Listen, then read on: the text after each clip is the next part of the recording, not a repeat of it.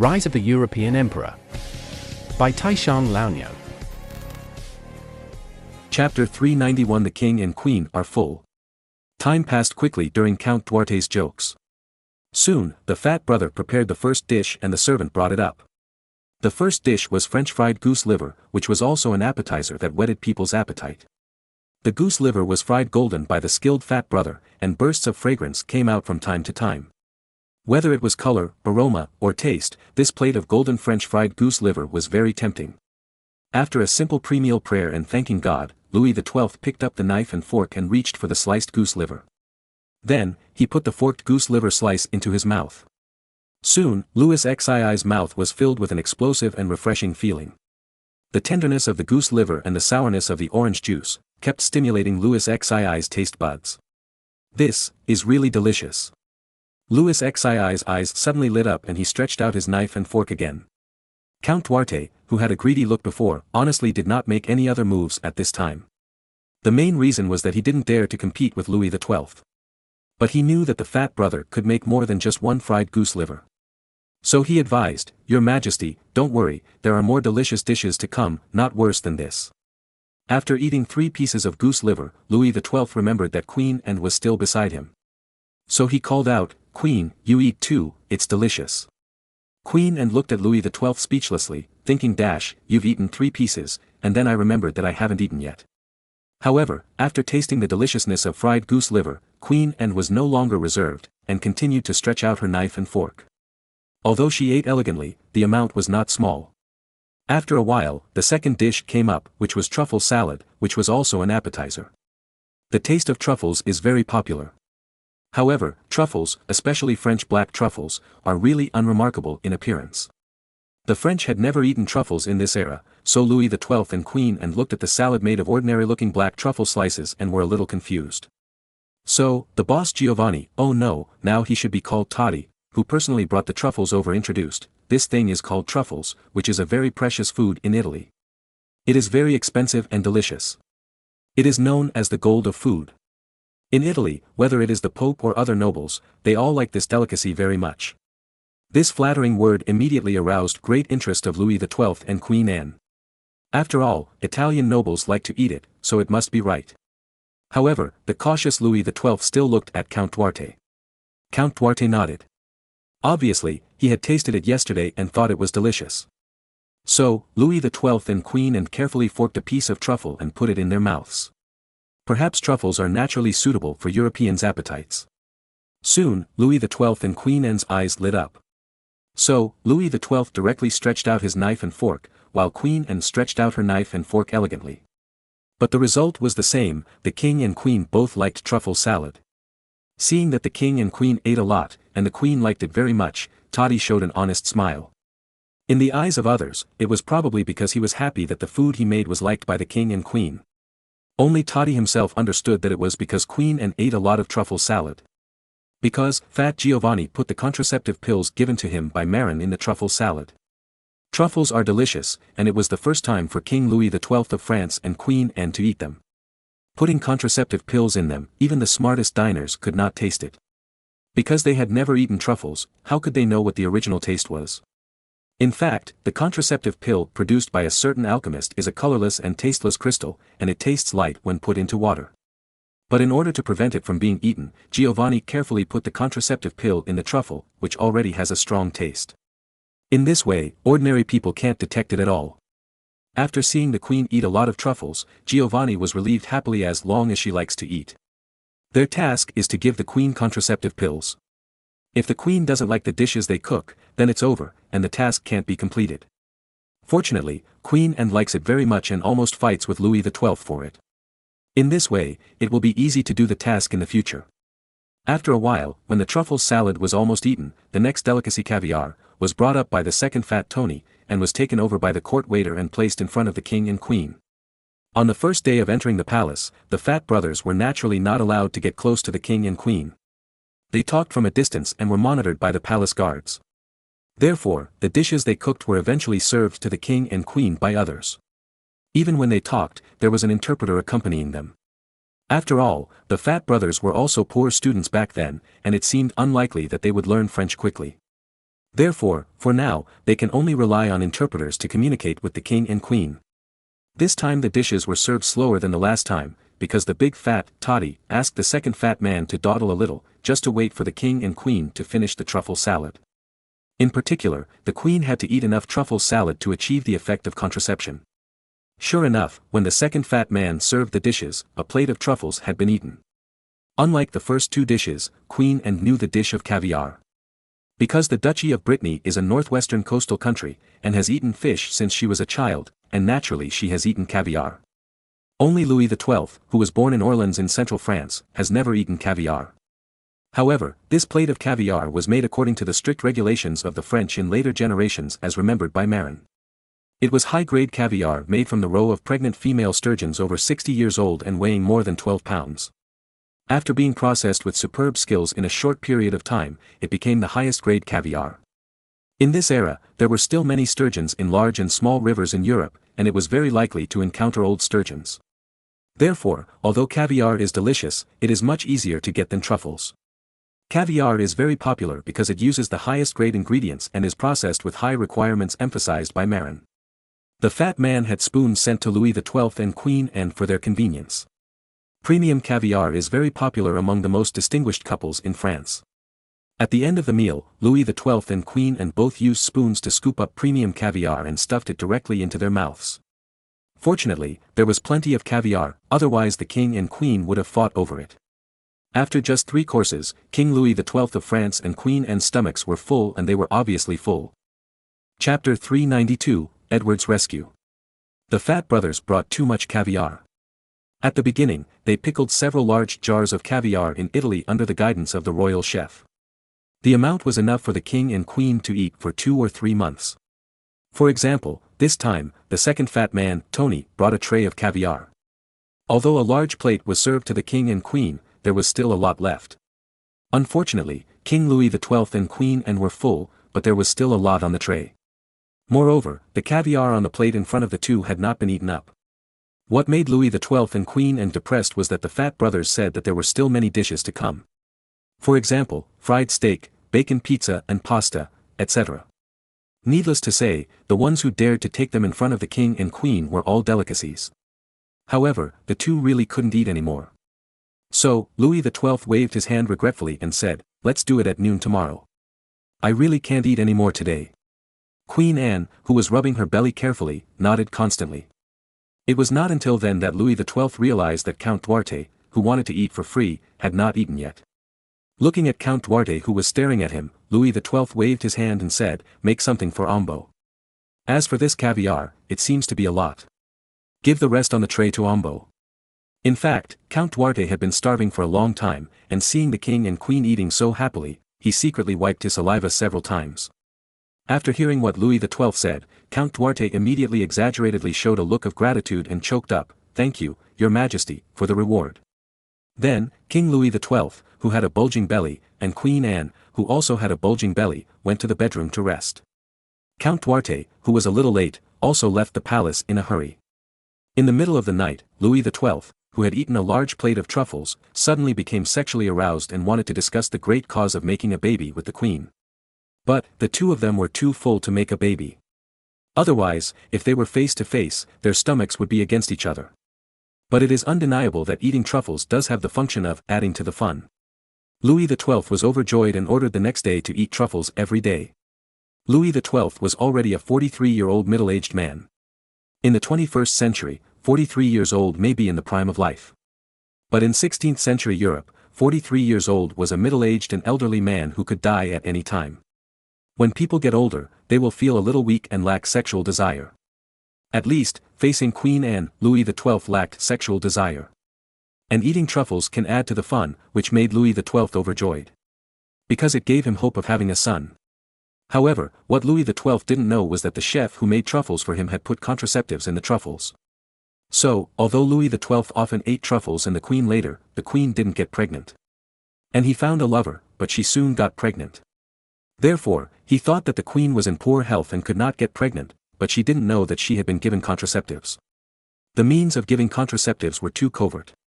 This thing is harmless to men and does not even prevent pregnancy. The fat brother boldly stole 1 or 2 slices of truffles after making them to reassure the supervisors. Faced with this situation, who can have a solution? Just as the fat brother was giving Queen and contraceptives, the cook sent by Earl Det to Queen Anna of Edward of the York family was also giving Anna the same contraceptive. Moreover, in order to prevent Anna from liking to eat other cook's food, the shrewd Earl Det, when sending people into the palace to learn cooking skills with the fat brother, also sent a spy to learn cooking skills together. When this spy cook learned the cooking skills, Count Det planned to replace another cook who only knew how to cook French dark cuisine of this era, only slightly better than England, and let this spy cook who mastered the new delicacy continue to give Anna contraceptives. Poor Anna didn't know that she was tricked by her father. On the island of Ireland, Anna continued to eat French dark cuisine that was slightly better than English dark cuisine. And Anna's husband, Edward of the York family, followed the advice given by Marin through the North Sea Chamber of Commerce, and successfully sent troops to occupy the Earldom of Ormond, and captured Thomas Butler, Earl of Ormond, and his daughters.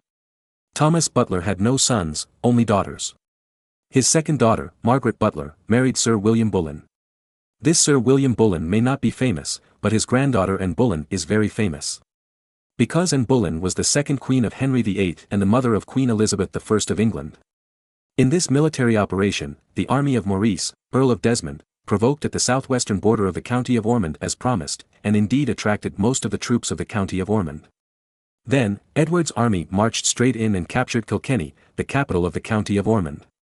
It was very simple to attack Kilkenny because Edward brought heavy artillery. The county of Ormond was located in the inland of the island of Ireland, and Thomas Butler, Earl of Ormond, was a 78-year-old old man, and it was difficult for him to handle government affairs. Therefore, the county of Ormond had no defense against Edward's army at all. After all, the English army had fought a great battle with Edward's army before. According to the thinking of the people of the county of Ormond, Edward should have suffered serious losses at this time and should have rested at home. How could he be in a hurry to attack others at this time? Therefore, the county of Ormond had no defense at all that Edward would attack them. Moreover, the gates of Kilkenny were not replaced with iron gates or iron sheets. So Edward's army dragged out heavy artillery, bombarded fiercely, and after blasting a big hole, they stuffed a gunpowder barrel into it. Then, everything was over. When he learned that Edward had captured Kilkenny, Earl Desmond Maurice immediately persuaded and annexed more than 2,000 soldiers of the Earldom of Ormond who were confronting the army of the Earldom of Desmond on the front line, and occupied the southern half of the Earldom of Ormond as agreed. Edward led his troops all the way west to the banks of the Shannon River and obtained a passage to the Atlantic Ocean. After that, the people of the North Sea Chamber of Commerce immediately took the captured ships to sea, contacted the ships of the North Sea Chamber of Commerce that had been wandering on the sea, and prepared for the transportation of grain. Once the grain transportation was successful, Edward's food shortage would be solved immediately. In fact, since the capture of the Earldom of Ormond, Edward's food shortage has been alleviated to a certain extent.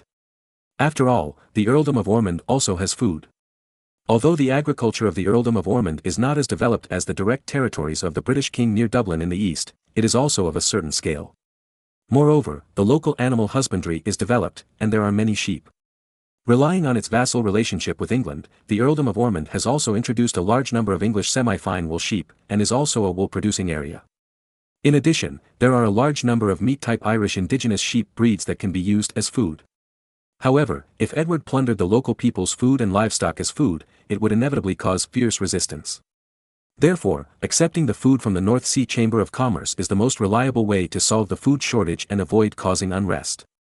As for what price to pay, Edward had already thought about it, continued to grant fiefdom to Edison, the president of the North Sea Chamber of Commerce.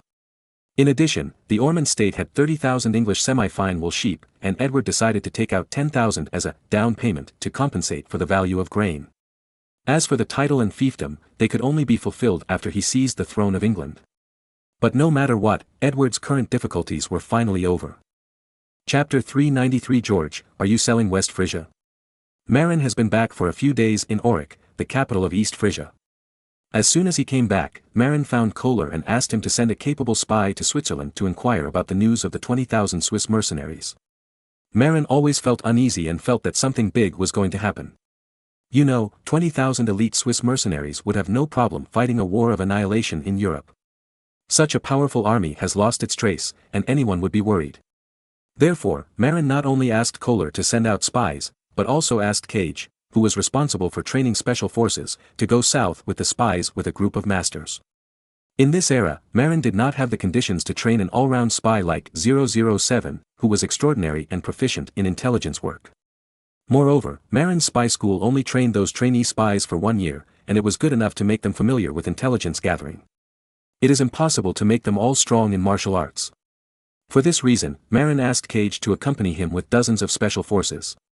Things like gathering intelligence are naturally done by the spies themselves. But sometimes, you also need to catch some tongues and torture intelligence. When encountering such a thing, it is natural that Cage's special forces will come out. Such a combination of personnel has inadvertently achieved the same effect as 007. You know, spies are generally smart and flexible people. Special forces may not be very smart, but they must be very agile. Moreover, Marin's special forces are carefully selected from tens of thousands of troops, and they are all masters. In actual situations, people with smart and flexible minds and particularly agile bodies are actually very rare. Even if there are, a country has been cultivating them since childhood, and after strict elimination, there are only a few people in the end. Such people are generally ace spies of various countries and are very valuable. However, strictly speaking, not everything has to be done by one person. After all, there are specialties in the profession. Everyone has something they are good at. It is difficult for ordinary people to achieve all-round development, and it is normal to be good at something. Therefore, the cooperation of special forces and spies has enabled spies to reach a high level in both intelligence and force. In this way, greater results can be achieved than ordinary spies or ordinary special forces.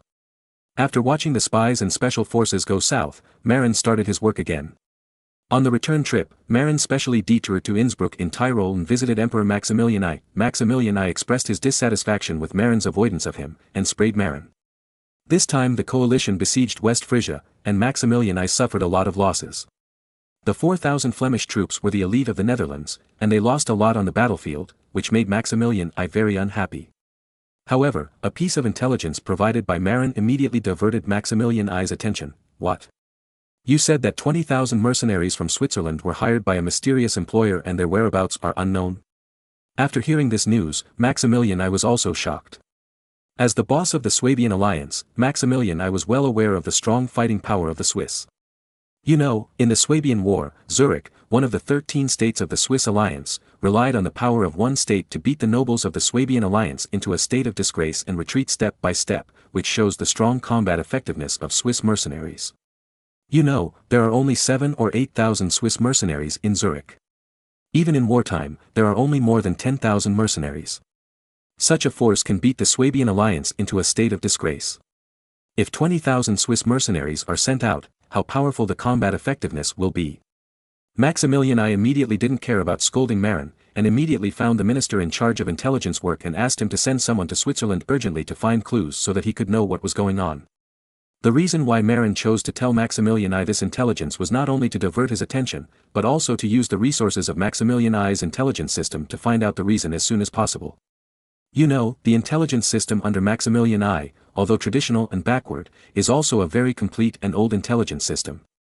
Its influence and scope of influence are by no means comparable to the new intelligence system under Marin.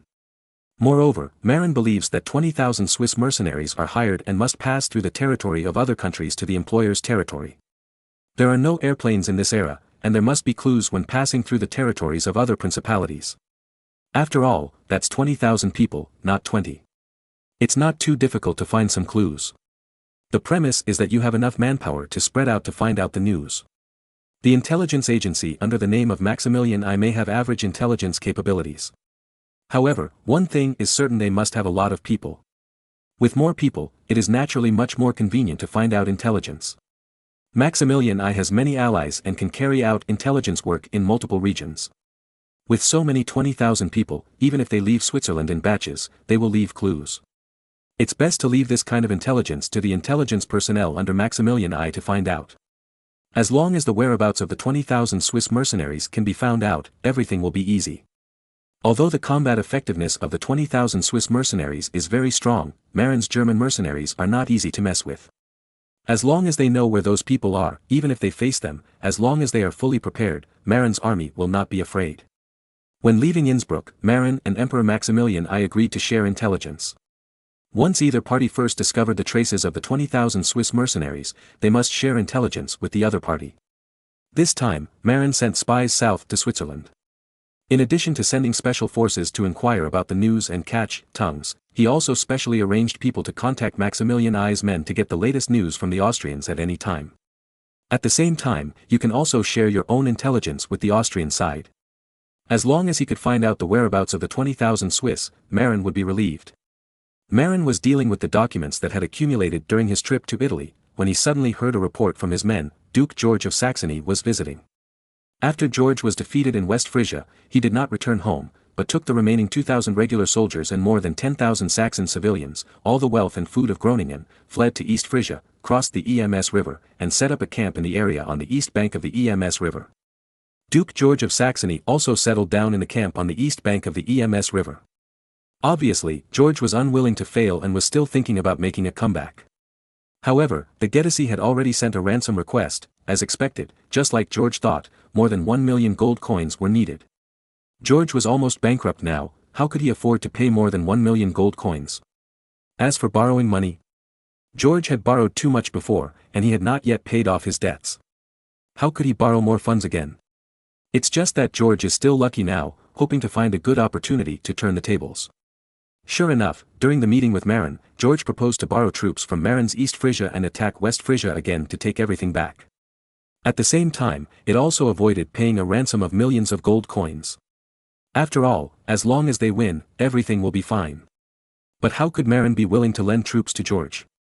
Not to mention the previous antagonistic relationship with the Duchy of Saxony. Even if he had a good relationship with Saxony, Marin would not lend troops to George.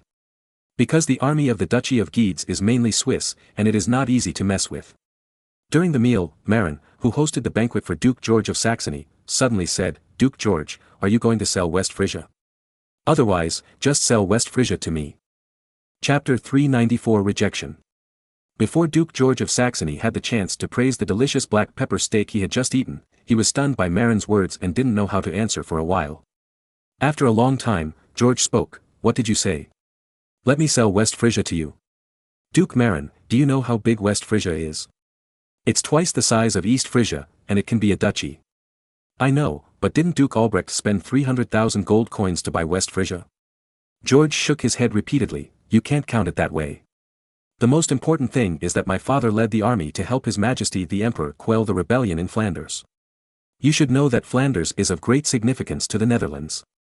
It is a guarantee of tax revenue in the Netherlands. Therefore, the value of West Frisia is far more than the value of 300,000 gold coins." Marin nodded and agreed with George. When the rebellion broke out in Flanders in 1491, Maximilian I was busy conquering Austria and had no time to care about the rebellion in Flanders.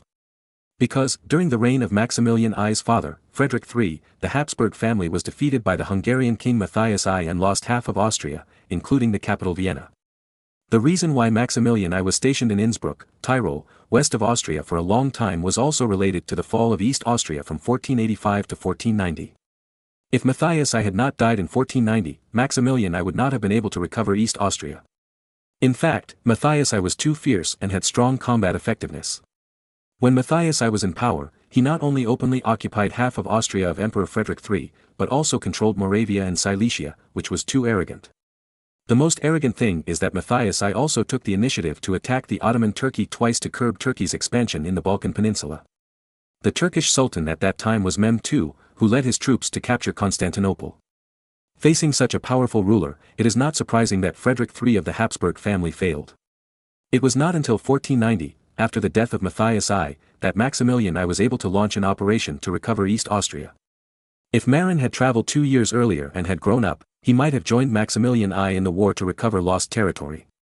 In the case of needing to recover his homeland, Maximilian I would not have been able to support the Netherlands. However, Flanders was too important, so he had to turn to his cousin Duke Albrecht for help. In order to get the Duchy of Saxony to send troops, Maximilian I agreed to give the West Frisian region to the Duchy of Saxony as a fiefdom. Of course, sending troops to help suppress the rebellion in Flanders was not enough to offset the value of such a large territory in West Frisian. Therefore, at that time, Duke Albrecht also loaned Maximilian I 300,000 gold coins in the name of the Hanseatic merchants of the Saxon family. It's called a loan, but it doesn't have to be repaid. Then, Duke Albrecht got the claim to West Frisia. The reason why George said that the expedition was valuable was because it coincided with the crisis of the Habsburg family fighting on two fronts. Although Duke Albrecht brought only more than 10,000 people, he saved the emergency and ensured the rule of the Habsburg family in the Netherlands. Therefore, this act of sending charcoal in the snow is worth more than the 300,000 gold coins. Moreover, the 300,000 gold coins also helped Maximilian I a lot, helping Maximilian I to successfully recruit enough troops and recover the whole of Austria. Therefore, the help of the Duchy of Saxony in Maximilian I's most difficult time was far more than 300,000 gold coins and the cost of sending troops to Flanders. Its value, including the premium in critical moments, must be more than 1 million gold coins in total. However, Marin was also aware of this, so he said, "How about 1 million gold coins? This should be in line with the value of West Frisia, right?" George shook his head and said, "Under normal circumstances, 1 million gold coins are indeed enough. But, you know, the Duchy of Saxony has invested too much in West Frisia. These two wars alone cost hundreds of thousands of gold coins. What's more, this time the other party is asking for more than 1 million gold coins for the prisoners of war. Do you think 1 million gold coins are enough?" Marin's mouth twitched. "Damn, those are all your failed investments. Can they represent the actual value of West Frisia? Just like a piece of factory land, just because the previous boss invested hundreds of millions and lost them, it doesn't mean that the price of this land has increased by hundreds of millions." However, in order to obtain West Frisia and become the overlord of the entire Frisian region, Marin is also desperate. He gritted his teeth and said, "I understand your concerns, Duke George, so I decided to offer 1 million gold coins, plus send troops to help you get back those prisoners." George was stunned, and suddenly he was moved.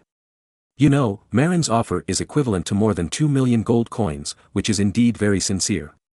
This price is much higher than the price of the territory of West Frisia. Moreover, without having to bear the ransom of more than 1 million gold coins and getting 1 million gold coins in cash, the finances of the debt-ridden Duchy of Saxony will immediately improve. However, after thinking again and again, George still felt that land was more affordable than money. After all, land can be passed on to descendants. Moreover, as long as there is a fiefdom, a lot of money will be obtained every year. In the short term, there may not be millions of gold coins, but in the long run, it is always more cost-effective. Besides, George has not yet reached the point of being at the end of his rope, so how could he accept Marin's conditions? So, George declined. "No, Duke Marin, I still don't plan to sell this fiefdom. If you want to sell the fiefdom, remember to sell it to me.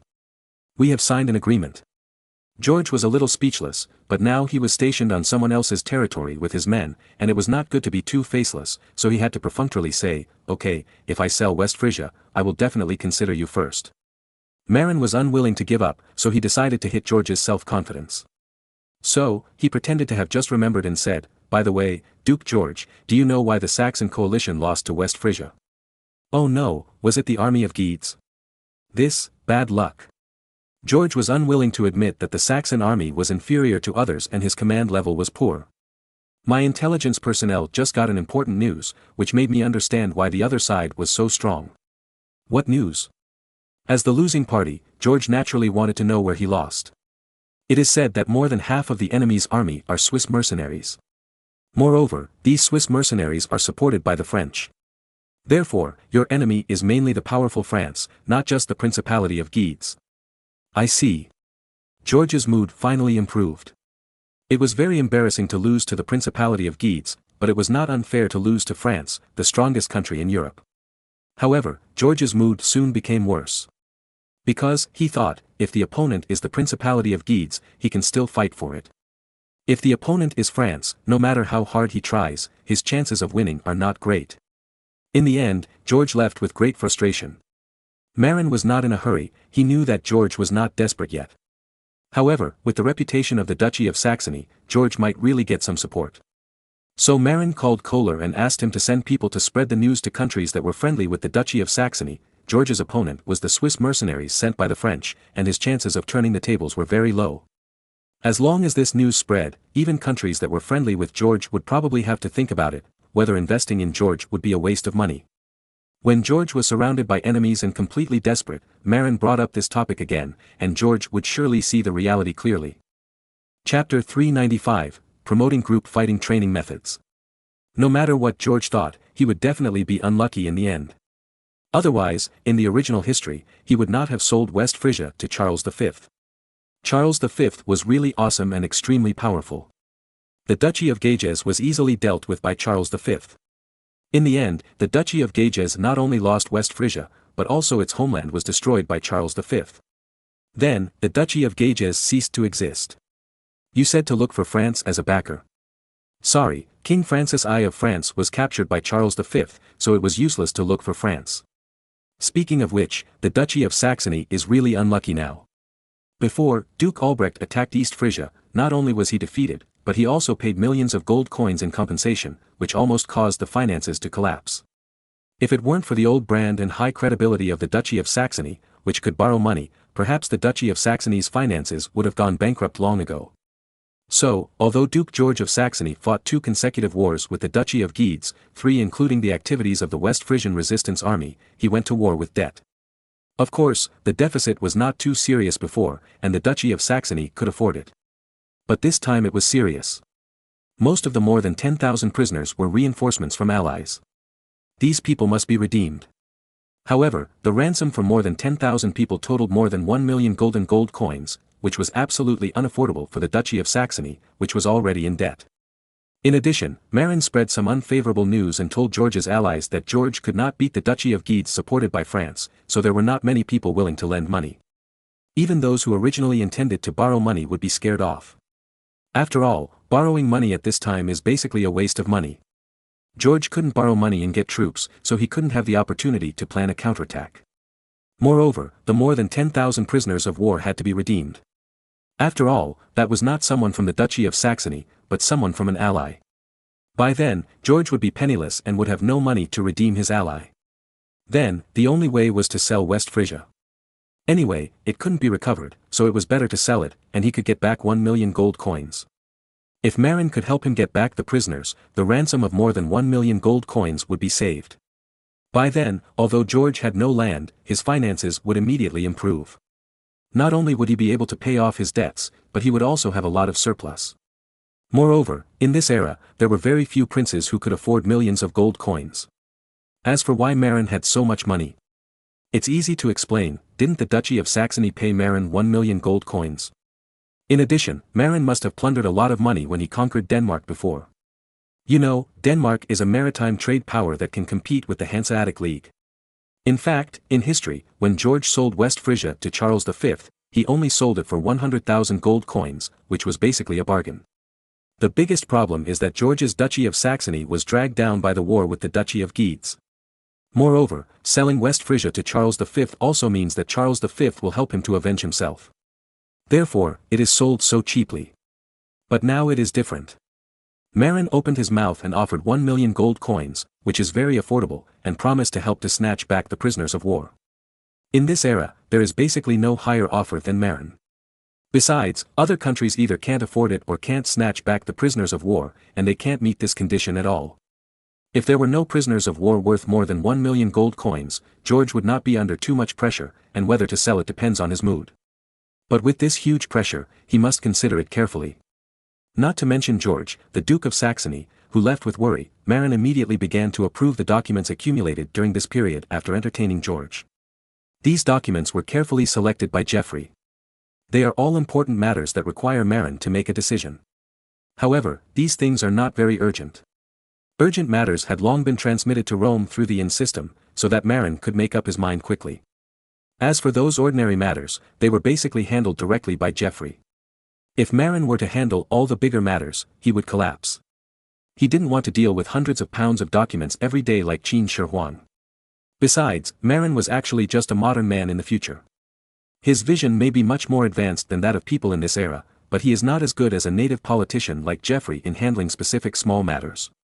So, basically, he decides on major events and general directions, and ordinary government affairs are still handed over to Geoffrey and others. Only when it comes to the use of large amounts of funds, the appointment and removal of important positions, and military issues, must he approve them. When Marin was looking through the documents, he quickly saw the proposal sent by Sakara from Newcastle, England. Marin praised Sakara for using the issue of eating meat to successfully stimulate the blood of the English farmers who lacked the fighting spirit. He felt that he had picked up a treasure. Any guard who loves to learn actually has such a great ability. After careful consideration of Sakara's suggestion, Marin felt that there was a lot of room for improvement. However, when training in group fights, Marin felt that it was better to use sticks. This way, it would be closer to actual combat. After all, no matter how well you practice your bare-handed skills, it would be useless on the battlefield. On the battlefield, it would be a contest of weapons. No matter how strong your bare-handed combat power is, if you can't reach others and are stabbed to death by a spear from a distance, it would be useless. Unless you can reach the realm of a martial arts master with your bare hands and can take the blade with your bare hands. However, if you use sticks for training, although it is indeed closer to actual combat, it is also more likely to be injured, which is a big problem. After all, the striking power of a stick is much more fierce than that of a fist. Moreover, according to Marin's idea, stick training is not for smashing, but for stabbing. Specifically, it is a combat training method that simulates the spear on the battlefield. In this way, if everyone often uses sticks to simulate spears for group fight training, the actual combat level will be greatly improved. However, it is easy to get hurt if you poke with a wooden stick, even without a gun head. You know, when ordinary people fight, even if they hit their chests with fists, especially their lower abdomens, it is easy to get into trouble. Being stabbed in the stomach with a hard wooden stick is even more terrible. If you get stabbed in the face with a wooden stick, it will definitely not be good. In this way, there will be a large number of casualties during training. Who is still willing to train? Therefore, Sakara chose to let his men fight in groups with bare hands, and did not dare to let them copy weapons. Marin thought about it and felt that Sakara's concerns were justified. Moreover, the equipment he distributed to Sakara was also very simple. It's not that Marin has no money to compensate Sakara for good weapons and equipment. It's because Sakara is publicly identified as a mercenary of an unknown small chamber of commerce called Morgan Chamber of Commerce. Since he is a Chamber of Commerce guard, he must not be well equipped. Otherwise, he will be suspected. Therefore, Marin did not give Sakara too good equipment. The local army under Marin is different. In Marin's local army, the first 3 rows of infantry are equipped with breastplate armor and helmets with masks. If you wear breastplate armor and helmets with masks, and then practice poking each other with wooden sticks, the safety level is very high. In addition, in order to increase safety, Marin also decided that during training, the wooden sticks used should be wrapped with multiple layers of linen on the head to make the stick head softer. Even if you are stabbed, the damage capacity is greatly reduced. As for how to determine the winner, this is very easy. Marin decided that during group fighting training, all participants in group fighting training, in addition to the breastplate armor on the ship, wear helmets with masks, and a black cloth vest outside the breastplate armor. Why do you need to wear a black cloth vest? Because the head of the opponent's wooden stick, which acts as the spear tip, is also smeared with lime powder. The part of the wooden stick head that is smeared with lime powder and wrapped with linen will leave a very conspicuous white spot if it passes through the black cloth vest. It is clear at a glance where the opponent is stabbed. When the results are counted, the referee observes from the side. Whoever has a white spot in the heart area will be pronounced dead and eliminated. This method was seen by Marin in Water Margin. When Yang Ji, the green-faced beast, was exiled to Daming Prefecture, he often used this method to compete with others when he served under the prefect Liang Zhongshu, and he often won. When I was a child, I liked to watch the TV series Water Margin. How could Marin, who often shouted, "The great river flows east," not know this training method? This training method is much better than those warriors in medieval Europe who often stabbed the air or raged at dummies. After all, whether it is an imaginary opponent in the air or a wooden or straw dummies, they will not fight back.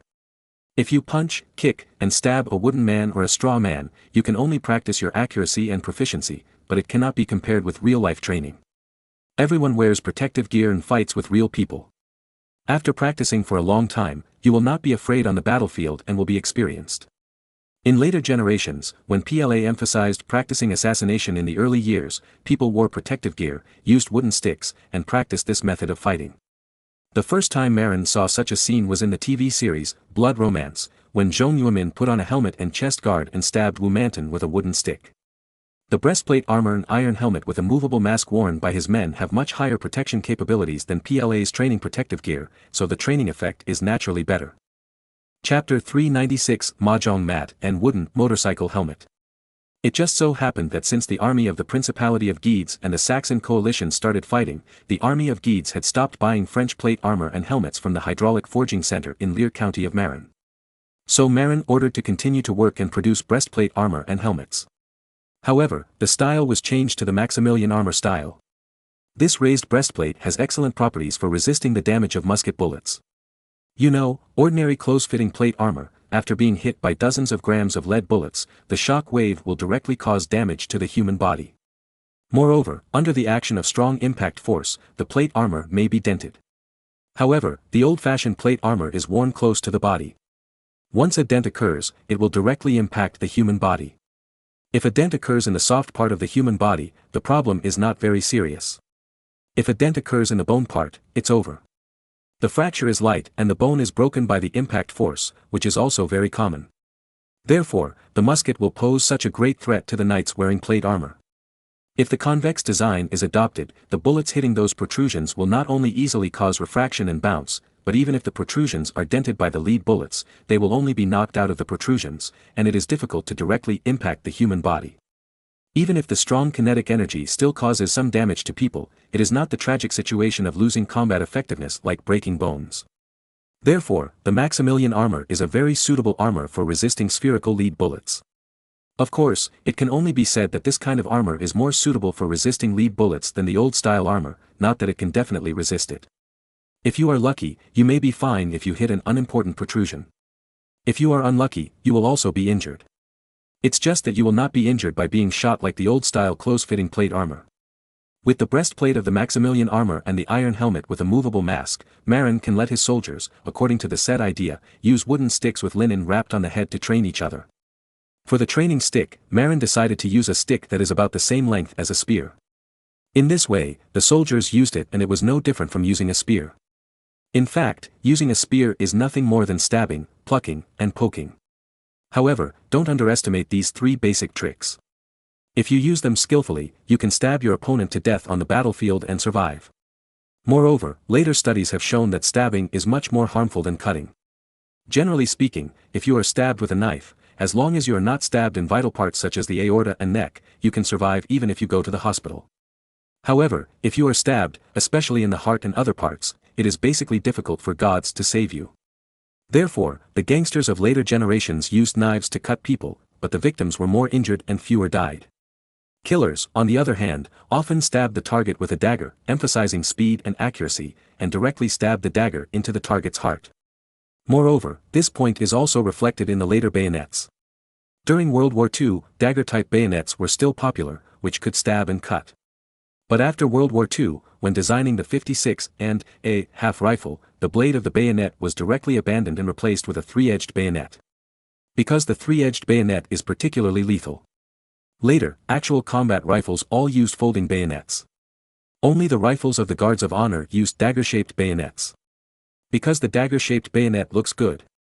Therefore, Marin had very strict regulations for the soldiers to train how to pierce the enemy's body with a spear first, and to pierce the vital parts. During the training, when the black cloth covering the breastplate was pierced by the enemy's gun head with lime powder, not only did the soldier have to withdraw from the group fight, but the referee would also give the opposite side a score for the soldier who successfully killed the enemy according to the part of the pierced body. The closer to the heart, the higher the score. Moreover, during combat, soldiers can also make their own judgments. For example, if the part pierced by the enemy is far away from the heart, it is allowed to continue fighting for a shorter period of time. If the heart is pierced, it must be withdrawn from the battle immediately, otherwise, it will be punished. Through the scoring mechanism and certain reward and punishment measures, Marin believes that those spearmen will be faster and more accurate in stabbing the enemy when using spears in combat. For those outstanding soldiers who often and quickly stab the spearhead in the heart of the opponent, Marin also allows certain commendations and rewards. The rewards may not be many, but commendations will satisfy the vanity of soldiers to a large extent. Although it is a bit inappropriate to say this, it is better to say a sense of honor. But in fact, the difference between the two is not very big. Marin remembered that he was commended by the school in his previous life. When he was stupidly holding the certificate on the stage and being watched as a monkey, he was extremely proud in his heart. For Sakara, who invented the group fight training method, Marin did not treat him badly. Not only did he increase his annual salary, but he also removed the word acting from his acting commander of the English Legion, making Sakara successfully become a senior general. In addition, Marin also sent the improved group fight training method back to Newcastle. Moreover, Marin sent 2,000 sets of Maximilian breastplates and iron helmets with movable masks to Sakara as props for the new group fighting training method. After all, the new group fighting training method will cause a lot of casualties if there is no protective gear. Of course, the production capacity of the forging center cannot keep up with the regular Maximilian breastplates and helmets. What to do? When Marin inspected the training of the Wolf Fang Commando and the colonial army, he saw that the auxiliary soldiers of the colonial army wore wood chips that looked like mahjong mats. This kind of wood chip armor, if the wood chips are not wrapped with iron sheets, the cost is very low. Moreover, the key is that this thing is fast to make. After all, no matter in which era, there are more carpenters than blacksmiths. Marin easily found enough carpenters to process a large number of wood chips and drill holes in each mahjong-sized wood chip. After that, it was to find skilled people to weave the mahjong wood chips into armor. This is a little troublesome, but Marin had someone make a batch of armor for the auxiliary arms of the colonial army before, so he was considered a skilled craftsman. After testing, the soldiers who put on a layer of mahjong mat wood lamellar armor were still very painful after being stabbed by a wooden stick. So Marin simply asked the soldiers to put on a double layer of mahjong mat. Sure enough, the effect was much better. As for the helmet, Marin also simplified it. He asked a group of carpenters to make a batch of wooden helmets in the style of later motorcycle helmets. Then, a large hole was chiseled in front of the eyes. Then, wire mesh was woven on the large hole as protection. In this way, the training soldiers wearing double-layer mahjong mat wood lamellar armor and wooden motorcycle helmets became a beautiful landscape in the barracks. What surprised Marin the most was that the soldiers actually liked the mahjong mat wood lamellar armor and wooden motorcycle helmets and refused to take them off. Why? The total weight of the mahjong mat wood armor and the wooden motorcycle helmet is much lighter than the Maximilian breastplate and the iron helmet with a movable mask, and it is comfortable to wear. Moreover, most soldiers cannot afford to equip breastplates and iron helmets. Moreover, their physical fitness cannot last long wearing such heavy armor. But the mahjong mat wood armor and the wooden motorcycle helmet are different. Even if they wear 2 layers of mahjong mats and wear wooden motorcycle helmets, ordinary soldiers can bear it. Moreover, on the battlefield, if you don't wear armor and are hit by enemy weapons, you will definitely die or be injured. Instead of this, it is better to wear double layers of mahjong mat wood armor and wear a wooden motorcycle helmet to fight the enemy. Moreover, the double-layer mahjong mat wood armor and wooden motorcycle helmet have really good protection. At least, when fighting with the enemy with cold weapons, the survival rate must be very high. Because, everyone has done experiments before, and the survival rate of domestic pigs wearing double-layer mahjong mat wood armor was close to half when they were stabbed with spears and shot with bows and arrows by soldiers. Especially facing bows and arrows, the protection is very good. Of course, facing muskets, wooden armor has no protection. Despite this, the soldiers still fell in love with mahjong mats and wooden motorcycle helmets. Later, this became the standard equipment of ordinary infantry. Moreover, the cost of this equipment is also very low, and it is easy to mass produce. Of course, Marin later ordered that a thin layer of iron sheet be nailed to the outside of all the wood chips of the mahjong mat. In this way, although the weight is increased, the protection is higher. Chapter 397, The Visit of Sigismund I. On the training ground, Marin couldn't help laughing when he saw a group of soldiers wearing wooden motorcycle helmets and double-layer mahjong mats fighting fiercely. Fortunately, Europeans of this era didn't know the mahjong mat stock or even what mahjong was. Otherwise, they would have laughed. Because of the black paint, there is no need to put on a black smock on the outside of the mahjong mat. The head of the wooden stick covered with lime powder is directly poked on the mahjong mat, which is also good for counting scores. According to the habit of the group fighting training method, the company of 250 people fights each other. However, Marin thinks this is too monotonous. Therefore, he also added a group of 10 people to fight each other, and a group of 3 people to fight each other. In particular, the 3-person fighting group is particularly valued by Marin. Because, whether it is the special forces of later generations or Qi Jiguang's Mandarin Duck formation, the 3-person group is a standard combination. Moreover, the mutual cooperation of the 3-person group can also enable the soldiers to gain a local advantage at a certain point. When the soldiers are used to cooperating with their comrades around them, they can produce effects far beyond ordinary battle formations.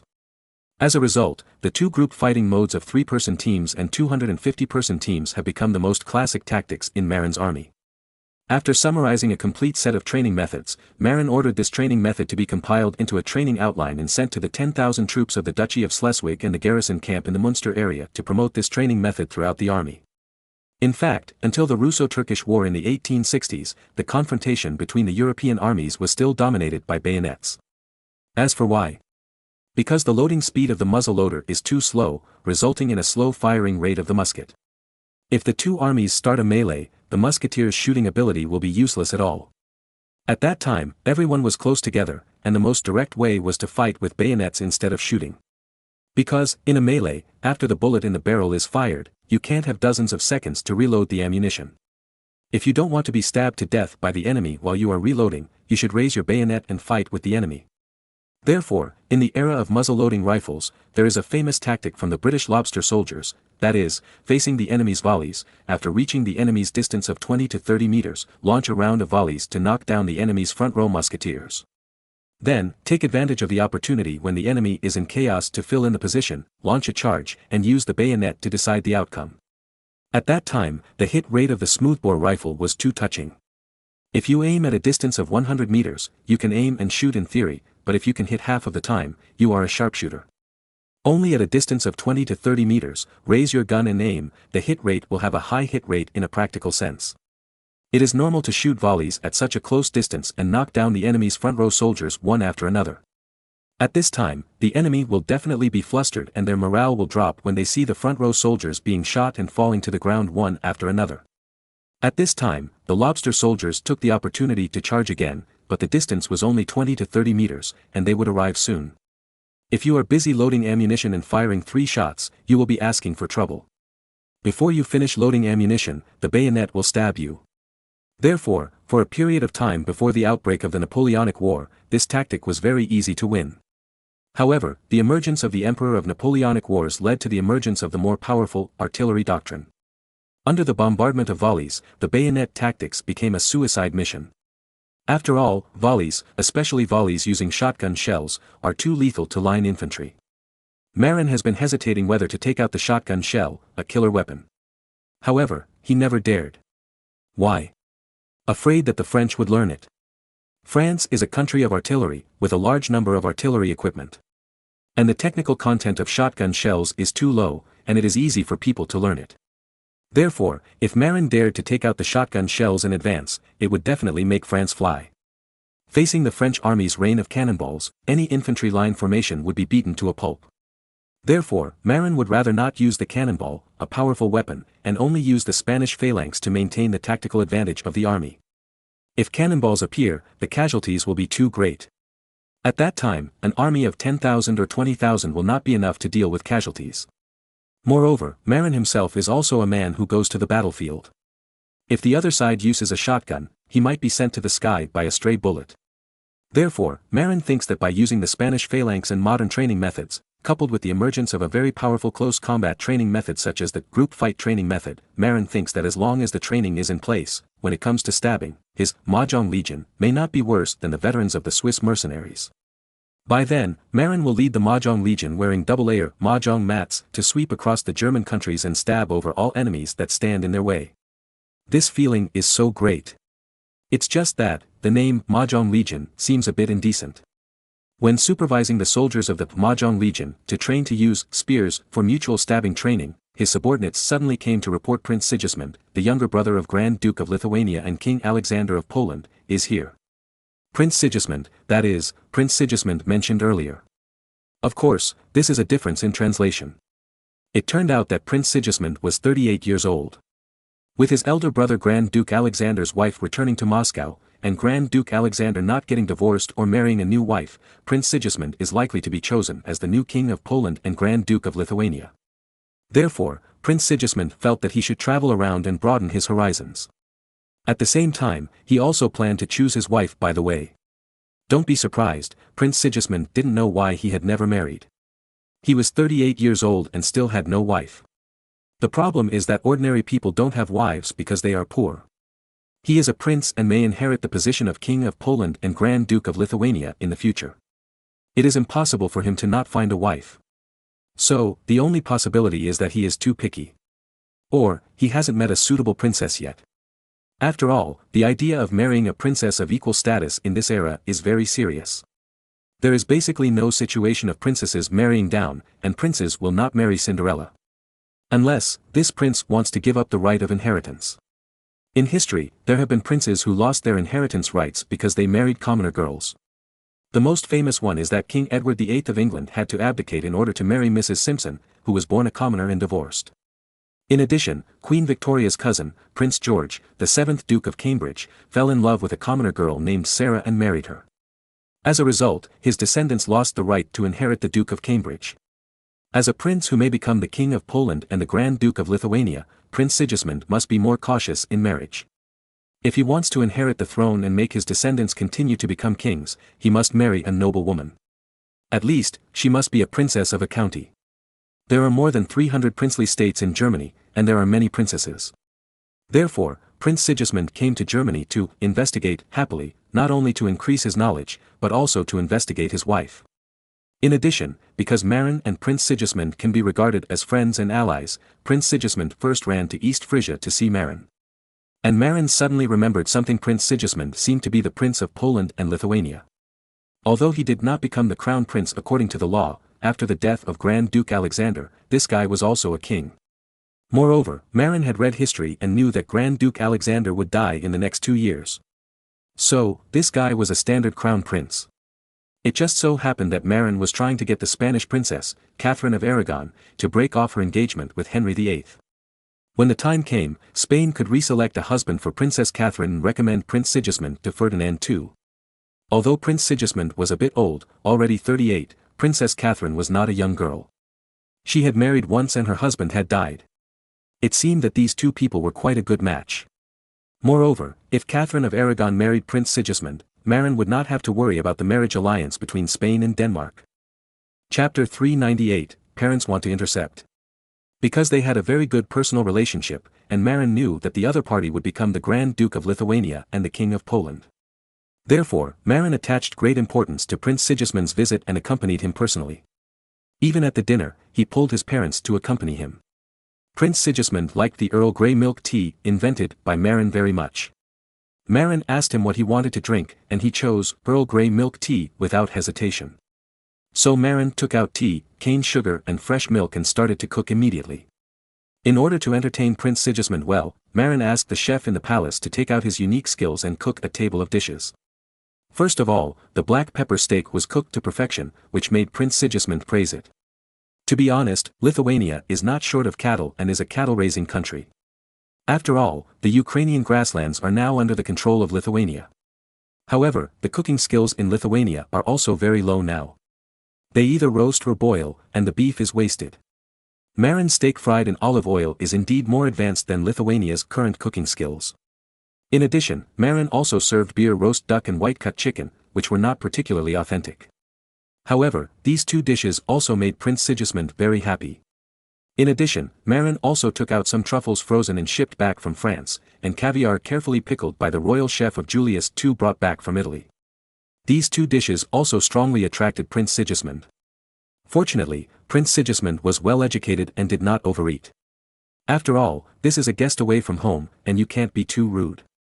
However, before the meal was finished, he asked Marin for a cook. Obviously, he wanted to eat often in the future. Marin also wanted to make friends with the future King of Poland, so he naturally agreed. Moreover, sending a cook over can also act as a spy to find out the intelligence over there. When the banquet was over, Prince Sigismund was still reluctant to stare at the unfinished dishes on the table. However, he restrained himself and just glanced at them a few times, but was only seen by Marin. When he returned to the guest room to rest, Prince Sigismund made a decision: stay in East Frisia for a while and taste the delicious food here. After Prince Sigismund left, Marin wanted to go back to rest, but was pulled by the old Hoffman couple. Marin didn't understand, but the old Hoffman looked at Marin with fanatical eyes and asked, "Marin, this Prince Sigismund is a prince of a big country. I heard that he is not married yet." "Yes, he is the younger brother of Alexander, the King of Poland and Grand Duke of Lithuania, and may inherit the throne of Poland and the Grand Duke of Lithuania in the future," Marin said casually. He knew that Grand Duke Alexander would die next year, and by then, Prince Sigismund would become Sigismund I.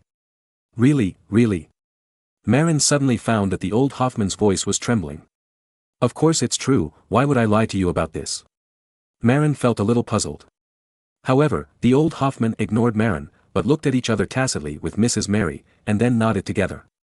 After a short pause, old Hoffman asked carefully, Marin, do you think our Anne is a good match for Prince Sigismund? What? Anne? Dad, are you kidding me? Prince Sigismund is 38 years old, and Anne is only 19 years old, only half the age of Prince Sigismund. Marin almost jumped up. What's the big deal? It's only 19 years old. Which of the successors of kings and dukes is not 20 or 30 years younger than their husbands? Moreover, isn't it very popular for princes in their 30s to marry teenage wives these days? Old Hoffman said disapprovingly. On the side, Lady Mary also nodded, indicating that she agreed with what old Hoffman said. Marin thought about it and found that what old Hoffman said was really right. In this era, noble men often got married in their 20s or 30s, of course, there were also early marriages, but generally after the age of 20, but noble girls were mostly married before the age of 20. Over 20 years old, it is definitely considered an old maid. Speaking of which, Anne is already 19 years old, which is the best time for a girl. But the old Hoffman couple are very worried about Anne's marriage. Although Simon is not engaged yet, the old Hoffman couple is not in a hurry. Because it's okay for a boy to get married a few years later, but if a girl doesn't get married early, it's easy to be delayed. But the biggest problem is that the Hoffman family is too special. This family suddenly rose up a few years ago thanks to Marin, and relied on force to change from a knight family to a count family. However, the old Hoffman couple used to be low-level nobles and did not establish any friendship with those old nobles.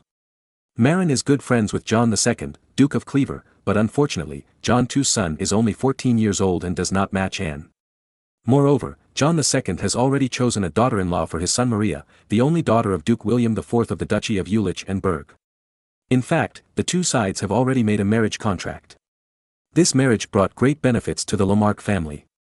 The Lamarck family changed from owning the Duchy of Cleves and the County of Mark to owning the Duchy of Cleves, the County of Mark, the Duchy of Jülich and the Duchy of Berg. Moreover, these four principalities are all agricultural countries in the Rhine River basin and are relatively wealthy. It can be said that the Lamarck family made a fortune through this marriage. Therefore, it is impossible for John II to let his son marry Anne, who is 5 years older than him. After all, Anne has no land as a dowry. Moreover, even John II's second brother, Count Engelbert of Nevers, has been married for a long time and has no children. As for the third son of the Lamarck family, Grand Master Philip, he is a monk and never gets married. So, in this case, it seems difficult for the Hoffman family to find a noble family of equal status to marry. Coincidentally, through this banquet, old Hoffman learned that Prince Sigismund was the younger brother of Alexander, the King of Poland and Grand Duke of Lithuania, so he started to think. Although Prince Sigismund was a little older, in the European aristocracy, no one over 40 was considered old. Even if he was old, as long as his title was high, everything would not be a problem. Especially, just now Marin told the old Hoffman couple that Prince Sigismund might become the King of Poland and Grand Duke of Lithuania, and old Hoffman's breathing immediately became rapid. Even Mrs. Mary, who was usually very calm, was a little excited. Marin, what do you think, if we marry Anne to Prince Sigismund, will Anne become the Queen of Poland and the Grand Duchess of Lithuania in the future? Old Hoffman asked with a short breath. Marin answered without hesitation, of course, Grand Duke Alexander is not in good health, and he may die in a few years. Prince Sigismund has a more restrained lifestyle and is in good health, so he will definitely be able to inherit the throne. If Anne marries him, she will definitely become the queen. Then what are you waiting for? Marin, your mother and I have a difficult task for you, you must let Anne marry Prince Sigismund. Our Hoffman family must have a queen. Old Hoffman shouted excitedly. Looking at the old Hoffman with red eyes, Marin felt that if he dared to refuse, the old man might chop him alive. But, this would ruin his original plan. He originally wanted to match Prince Sigismund with Princess Catherine of Aragon. Chapter 399 Marin agreed. Marin hesitated, but still told his parents about his plan and his worries. What? You are going to give up this chance to be the queen to that widowed princess of Spain? Marin, let me tell you, this queen is decided by our Hoffman family. As for the marriage between Spain and Denmark, you won't send assassins to kill Prince Christian, right? Anyway, that guy is also our enemy. Faced with the opportunity of his daughter becoming the queen, old Hoffman was completely upset. Even Lady Mary was very tempted. Why? That's the queen. Much better than the Duchess and Countess. Originally, the old couple planned to marry Anne to the prince of a small principality, and it didn't matter if there was no inheritance right. But now, an opportunity for Anne to become the queen of a big country like Poland and Lithuania is in front of them. Whether it is the stubborn old Hoffman or the quiet and elegant Lady Mary, their hearts are in chaos at this time. Thinking that their daughter might become the queen of a European power, both old Hoffman and Lady Mary were a little excited and could not control themselves.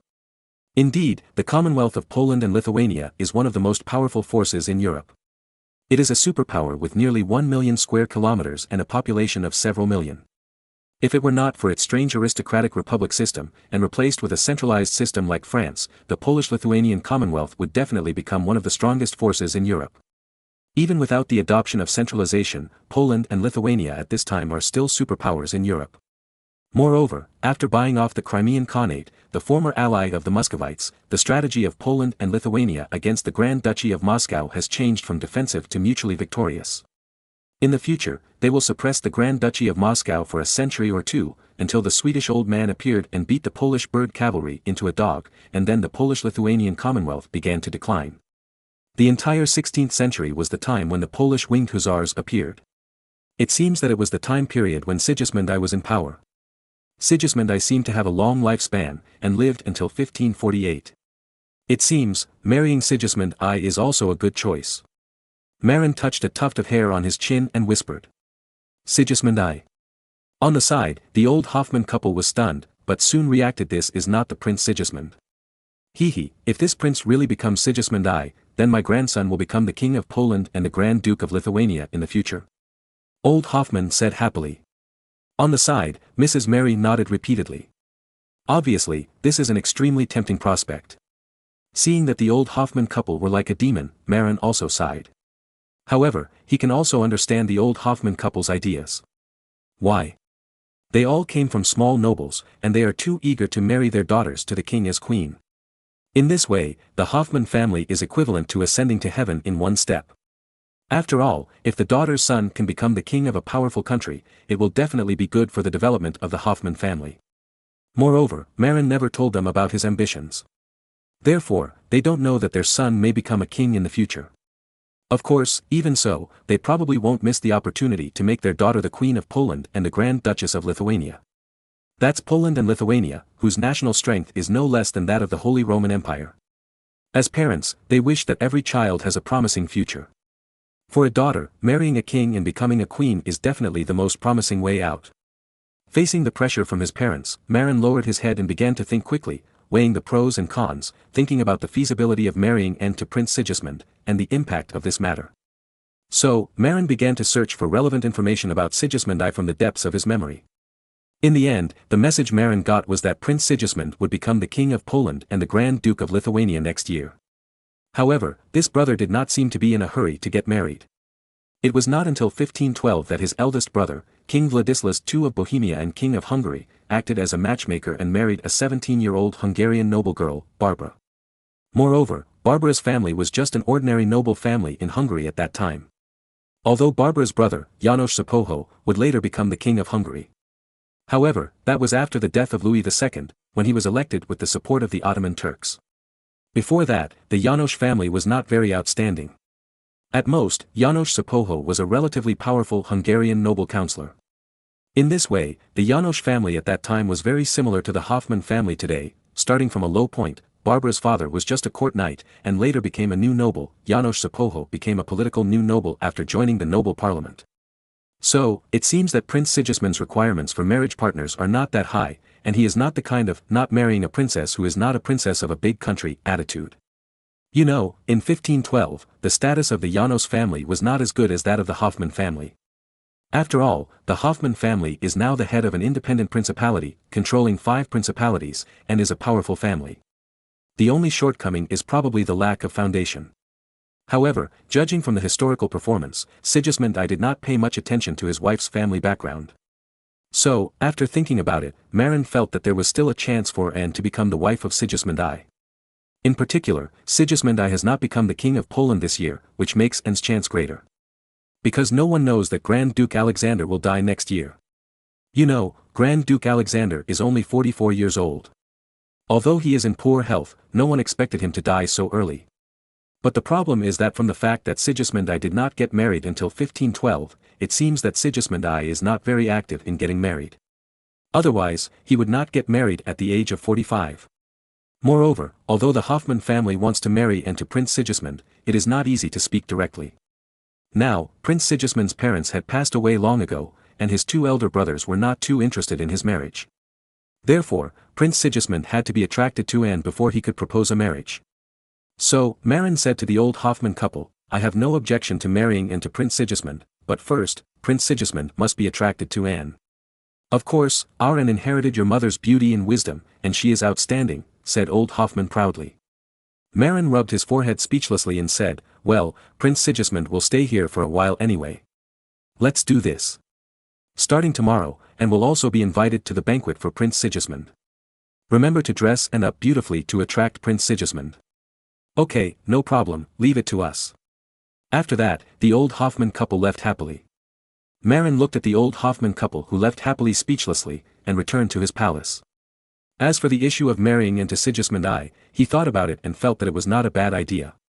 At least, with the powerful countries of Poland and Lithuania as in-laws, there will be no worries about not having allies to fight others together in the future. Moreover, the Polish winged hussars seem to be pretty good. When I become the brother-in-law of the Polish king, oh no, it should be the second brother-in-law. I should be able to go to Poland to hire some winged hussars. If Marin disagreed with this marriage, old Hoffman would probably beat him up. Anyway, it would be good for him, so Marin agreed. As for the issue of Catherine of Aragon, let's talk about it later. Chapter 400, The Beauty Trap.